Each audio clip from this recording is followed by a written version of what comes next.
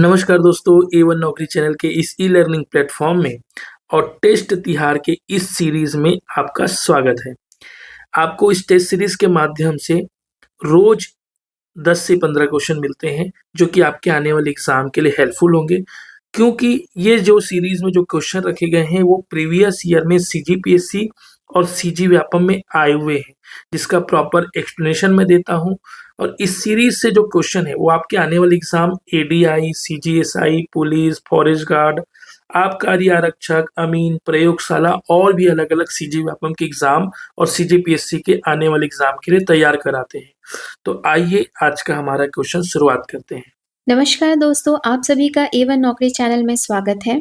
आज हम लेकर के आए हैं आपके 25th नंबर के टेस्ट तिहार की सीरीज है ये, ठीक है। इससे पहले जो है 24 जो टेस्ट सीरीज हैं टेस्ट तिहार के, वो पहले ही अपलोड हो चुके हैं। आप जो है कि अगर वो वीडियोस नहीं देखे हैं तो प्लेलिस्ट में जाकर के आप देख लीजिए। ये जो वीडियोस हम लेकर के आ रहे हैं ये आपके आगामी परीक्षाओं के लिए बहुत ज़्यादा महत्वपूर्ण होंगे, ठीक है। जैसे कि आप अगर एडीआई की तैयारी कर रहे हैं, एसआई की तैयारी कर रहे हैं, पुलिस की तैयारी कर रहे हैं या फिर फॉरेस्ट गार्ड की तैयारी कर रहे हैं या फिर जिस भी एग्ज़ाम के लिए आप तैयारी कर रहे हैं, उसमें ये सारे जो एमसीक्यूज़ हम करवा रहे हैं, ये आपके लिए बहुत ही ज़्यादा हेल्पफुल होने वाले हैं, ठीक है। हम चलते हैं अपने पहले प्रश्न की ओर। हमें इस क्वेश्चन में क्या करना है, तो मैचअप करना है ना। सुमेलित कीजिए ब्रिटिश संरक्षण काल में छत्तीसगढ़ में जो पदस्थ अंग्रेज अधिकारी हैं वो और उनकी घटनाओं के हिसाब से उन्हें हमें मैच करना है, ठीक है। पहला है क्या, कैप्टन एडमंड, ठीक है। तो कैप्टन एडमंड ने क्या किया था अपने टेन्योर के टाइम, अपने शासन के समय पे। तो देखिए यहाँ पर पहला क्या है, बस्तर और करौद रियासत के बीच विवाद, ठीक है। फिर सेकेंड है रतनपुर से रायपुर राजधानी स्थानांतरण करना, छत्तीसगढ़ के प्रशासन का मराठों का हस्तांतरण, ठीक है, और डोंगरगढ़ के जमींदार का विद्रोह, ठीक है। तो जो कैप्टन एडमन है ना, इन्होंने क्या किया था, तो उनके टाइम पे डोंगरगढ़ के जमींदार का विद्रोह हुआ था, ठीक है। ठीक है, तो ए का क्या होगा, 4। तो इस हिसाब से देखिए ए का 4th ये मैच हो रहा है, ठीक है। सेकेंड है हमारा क्या, पी वॉन्स एगेन्यू। तो एगेन्यू के टाइम पे क्या हुआ था पूछ रहा है ना। तो एगेन्यू के टाइम पे हुआ था कि रतनपुर से रायपुर राजधानी स्थानांतरण की गई थी, ठीक है। तो उस हिसाब से बी का जो ऑप्शन होगा वो क्या होगा, सेकेंड ऑप्शन, है ना। फिर उसके बाद में थर्ड क्या है, सैंडिस। तो सैंडिस के टाइम पे क्या हुआ था, तो बस्तर और करौद रियासत के बीच जो विवाद हुआ था, ठीक है, वो किसके टाइम पे हुआ था, तो सैंडिस के टाइम पे, ठीक है। तो सी का क्या है, फर्स्ट है। और डी का क्या है, क्राफर्ड, ठीक है। क्राफर्ड का क्या होगा, तो बचा थर्ड ऑप्शन, छत्तीसगढ़ के प्रशासन का मराठों का हस्तांतरण, ठीक है। ये किया है किसने, तो क्राफर्ड ने, ठीक। तो इस हिसाब से हमारा जो ऑप्शन डी है ये हमारा करेक्ट ऑप्शन होगा, ठीक है। अब हम चलते हैं नेक्स्ट क्वेश्चन की ओर। छत्तीसगढ़ के रायपुर में जनवरी 1858 में सैनिक म्यूटिनी हुई थी, वे कौन से रेजिमेंट से संबंधित है, ठीक है। रायपुर में हुआ था ये, कब हुआ तो जनवरी 1858 में हुआ था, ठीक है। कौन सी घटना थी, तो सैनिक म्यूटनी, ठीक है, हुई थी। वो कौन से रेजिमेंट से संबंधित है, हमें रेजिमेंट पूछ रहा है, ठीक है। तो पहला ऑप्शन है तीसरी भारतीय रेजिमेंट है। फिर दूसरा सेकंड ऑप्शन है हमारा 5वीं मद्रास रेजिमेंट है। थर्ड है हमारा दूसरी गोरखा रेजिमेंट है। और लास्ट ऑप्शन है हमारा 7वीं पंजाब रेजिमेंट, ठीक है। इसका एक्सप्लेनेशन हम एक बार देख लेते हैं, ठीक है। यहाँ देखिए इसका एक्सप्लेनेशन है, देखिए ये कौन से एग्जाम में पूछा गया, तो सीजीपीएससी असिस्टेंट डायरेक्टर सर्वे के एग्जाम में पूछा गया है। इसमें क्या बताया गया कि छत्तीसगढ़ के रायपुर में जनवरी 1858 में हुई सैनिक म्यूटनी, ठीक है, विद्रोह तीसरी भारतीय रेजिमेंट से संबंधित है। किससे संबंधित है, तो तीसरी भारतीय रेजिमेंट, ठीक है, से संबंधित है। और हमें यही पूछा है कि कौन से रेजिमेंट से संबंधित है, तो तीसरी भारतीय रेजिमेंट से संबंधित है, ठीक। इस विद्रोह का नेतृत्व किसने किया था, तो हनुमान सिंह ने किया था, ठीक है। और हनुमान सिंह क्या है, तो तीसरी बटालियन के मैग्नीज लश्कर पद पर थे, ठीक है। इन्हें जो है कि छत्तीसगढ़ का मंगल पांडे भी कहा जाता है, किसे, हनुमान सिंह को, ठीक है। तो चलिए चलते हैं हमारे नेक्स्ट क्वेश्चन की ओर। छत्तीसगढ़ के मैकल क्षेत्र, ठीक है, छत्तीसगढ़ के मैकल क्षेत्र में प्राचीन काल में निम्नलिखित में से किस राजवंश का शासन था? ठीक है, हमें पूछा जा रहा है कि छत्तीसगढ़ के मैकल क्षेत्र, ठीक है, मैकल क्षेत्र के प्राचीन काल में निम्नलिखित में से किस राजवंश का शासन था?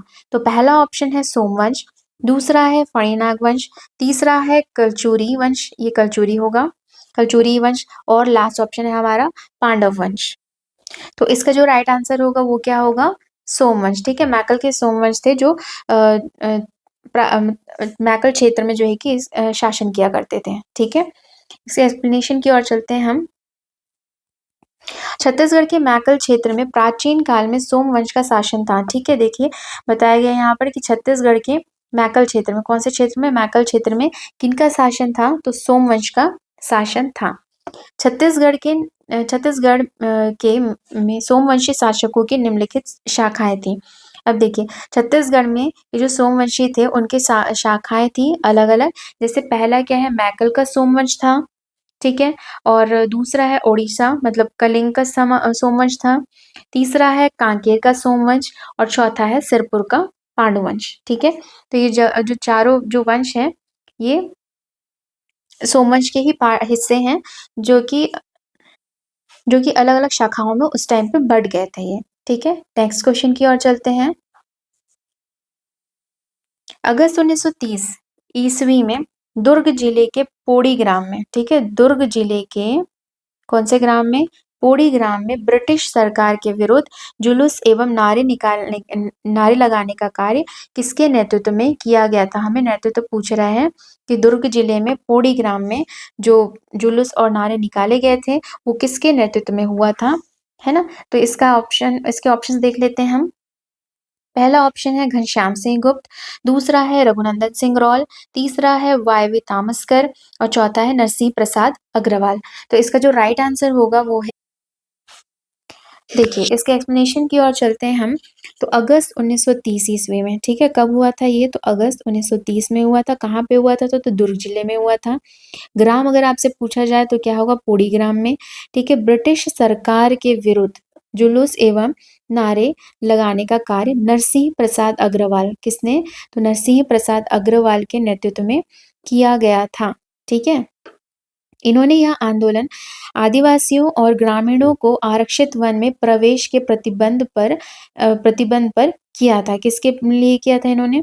तो आदिवासियों और ग्रामीणों को जो है कि आरक्षित वन में प्रवेश के लिए प्रतिबंध कर दिया गया था, उसके लिए था ये। इन्होंने आरक्षित वन में प्रवेश कर घास काटी और सूखी लकड़ियां इकट्ठा कर वन कानून का उल्लंघन किया था, ठीक है। इन्होंने क्या क्या काम किया था? तो घास काटी थी, ठीक है, सूखी लकड़ियां इकट्ठा किया उन्होंने, ठीक है, और इस तरह से उन्होंने जो है कि वन कानून का उल्लंघन किया था, ठीक है। ओके, तो इसका राइट ऑप्शन होगा नरसिंह प्रसाद अग्रवाल, ठीक है। तो ऑप्शन डी जो है हमारा राइट आंसर होगा, ठीक है। नेक्स्ट क्वेश्चन की ओर चलते हैं हम।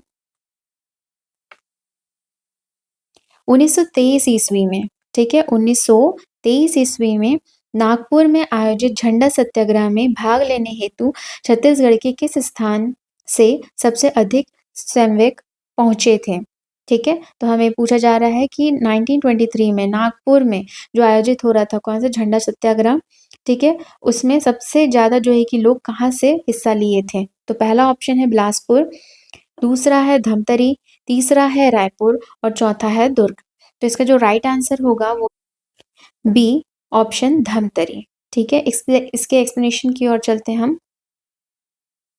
देखिए यहाँ पर 1923 में नागपुर में आयोजित झंडा सत्याग्रह, ठीक है, नागपुर में हुआ था झंडा सत्याग्रह में भाग लेने हेतु छत्तीसगढ़ के धमतरी में से सबसे अधिक स्वयं सेवक पहुंचे थे।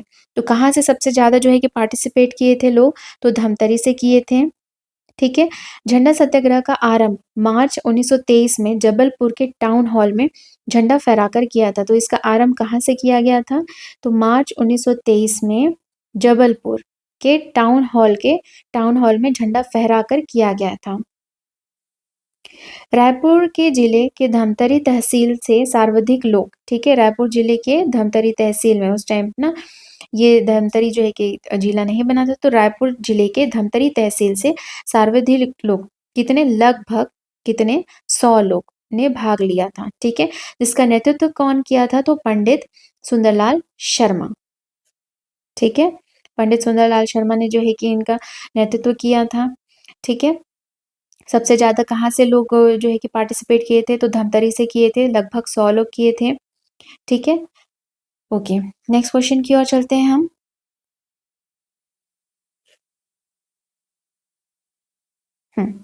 8 अगस्त 1942 को की बम्बई कांग्रेस कार्यकारी में बैठक में छत्तीसगढ़ के कुछ नेताओं ने हिस्सा लिया था, ठीक है। इस बैठक के बाद कौन से नेताओं को मलकानपुर स्टेशन में बंदी बना लिया गया था।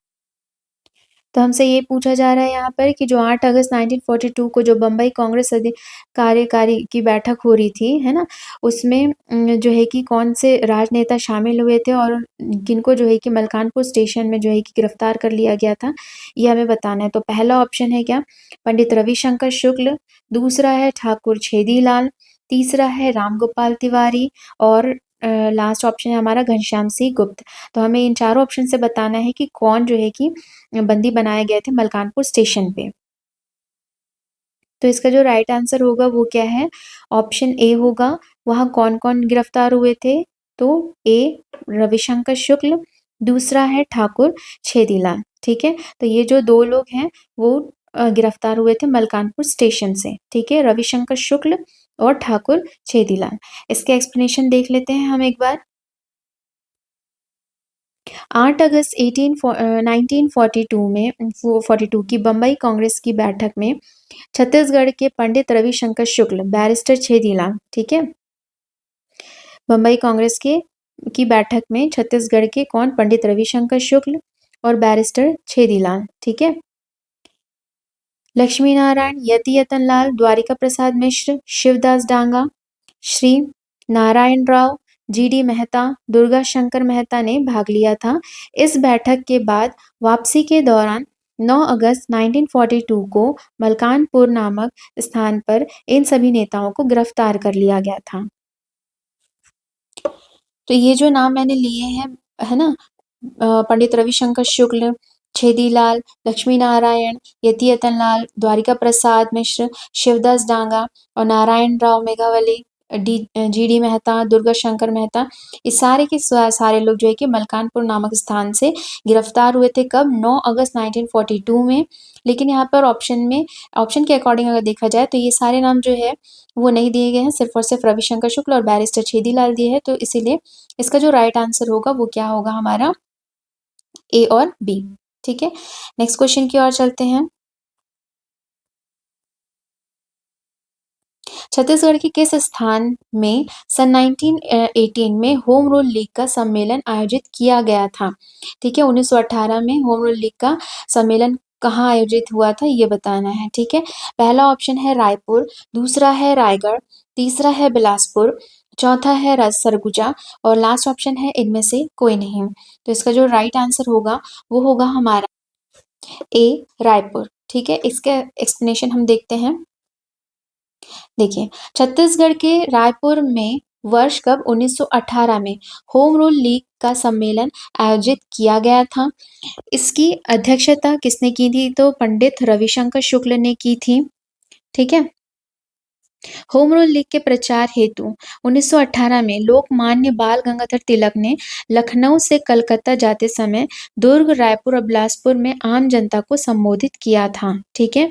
तो होम रूल लीग जब चल रहा था तो 1918 में कौन आया था, तो लोकमान्य बाल गंगाधर तिलक आए थे, ठीक है।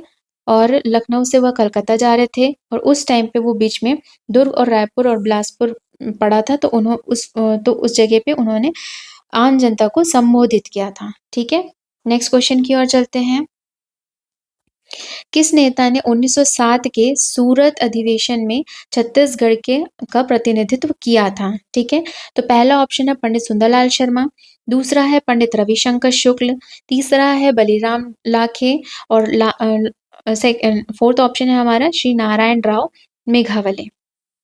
और इसका जो लास्ट ऑप्शन है वो क्या है, इनमें से कोई नहीं। ओके, तो इसके जो आंसर्स हैं हम देखते हैं इसका थोड़ा एक्सप्लेनेशन कि भारतीय राष्ट्रीय कांग्रेस का सूरत अधिवेशन 1907 में हुआ था सूरत अधिवेशन। इसकी अध्यक्षता किसने की थी? तो रास बिहारी घोष ने की थी, ठीक है? और इसमें छत्तीसगढ़ का प्रतिनिधित्व किसने किया था? तो सुंदरलाल शर्मा ने किया था और डॉक्टर शिवराम मुंजे ने किया था, ठीक है? 2 लोगों ने किया था छत्तीसगढ़ से, सुंदरलाल शर्मा और डॉक्टर शिवराम मुंजे ने, ठीक है? और हाँ, एक और है नारायण राव मेघावले, ठीक है? तो ये 3 लोगों ने किया था, तो इसके अकॉर्डिंग जो है कि ए और डी दोनों सही आंसर आ रहा है, बट हमारा जो ऑप्शन है ना, वो इस हिसाब से दिया नहीं गया था, इसलिए जो है कि इस आंसर को जो है कि विलोपित करना पड़ा था, ठीक है? तो इसके अकॉर्डिंग क्या है, ए और डी दोनों सही हैं, ठीक है? पंडित सुंदरलाल शर्मा और क्या है, श्री नारायण राव मेघावले, ठीक है? नेक्स्ट क्वेश्चन की ओर चलते हैं। छत्तीसगढ़ में निम्नलिखित स्थानों में कौन सा स्थान पुरातात्विक स्थल नहीं है? हमसे पूछ रहा है पुरातात्विक स्थल नहीं है।